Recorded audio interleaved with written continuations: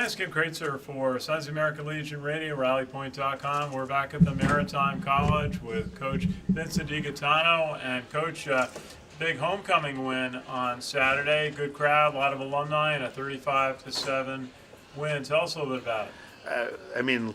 Just like every other week, we've actually, it's our second straight week having a homecoming, but it was great to be our homecoming. It's awesome because there's an intense energy, especially when you start to see some of the players from the program the last 10 to 15 years that we've kind of put together here, and they're so proud of kind of the product that we put in. We've had players that came back from when the modern era came back in 2005, and they were just amazed to see how the program has grown, and I think that just kind of adds an extra layer of excitement to our guys. It's obviously, we have 10 scheduled opportunities to get these, so that's exciting in itself, but to be able to put that extra layer of intensity and excitement on it this week was really, really something really fun. And it looked like Thomas Wright had another big day at quarterback.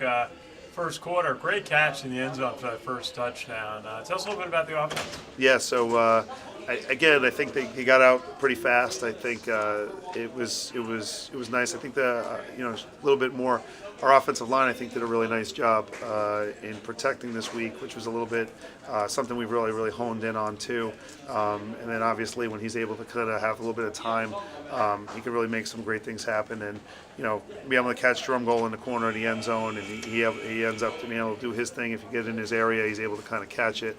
And it's really just an awesome thing. And then obviously, for another week we get Brandon throwing a touchdown. This time he throws it to Tommy, and that was something a little special to be able to watch too. It was also great to see, guys like Nick Mormon, who scored his first collegiate touchdown on a pass from Tommy, and he was able to kind of separate for a little bit, and something we've been kind of looking forward to from him.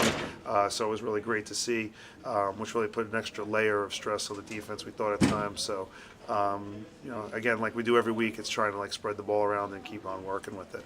Okay, and your defense held Dean to one touchdown. Tell us a little bit about the standouts on defense. Well, really it's a lot of the regulars too, but we started to see certain guys started to come into their own and play well. In the back end, Justin Snuffer scored a defensive touchdown.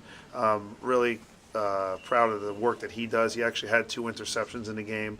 But as a junior, he's really starting to come within his own, and defensive backfield is a little bit starting to take shape. And Mavrovich is obviously somebody who's passed that along. I think we have a nice tradition of guys that have been able to go and dating back, really back to some of the Nick Contes and some of the guys from the past years, to really be able to kind of pass along a little bit of tradition and what goes on that back end. So proud of them, proud of those guys, proud of Justin, and really, defense was able to put them in situations where he could make some plays in the ball in the air, and we were thankful we scored our first defensive touchdown. So that was really something that we were able to kind of really be proud of, and something we really have a goal of every single week.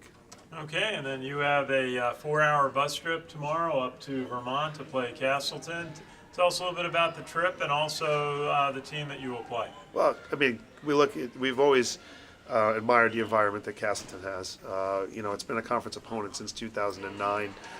We've always had some really tight situations with them. It's a tough place to play. It's a tough place to travel to, just because there's distance there. We look into the weather, and I'll call upon certain friends that I have that kind of run weather channels and look at freon levels and all sorts of other stuff that they have. But try not to overthink some of that stuff and let it get into your head is big. I think it's important to kind of be able to just adjust to some of those things. But traveling well is key.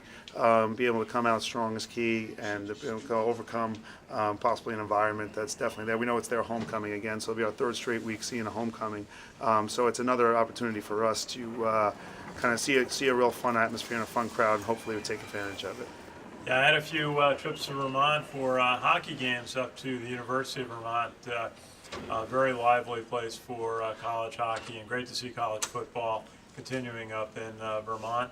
And we're talking a little bit about a note I saw from the NFL this week that said that they had notified a number of teams, about 7 or 8 teams, that their rate of concussions in the preseason was higher than the average, what they were expecting, and some remedies. I know a lot of teams now count how many hits a player takes in both practice and games now, trying to limit that.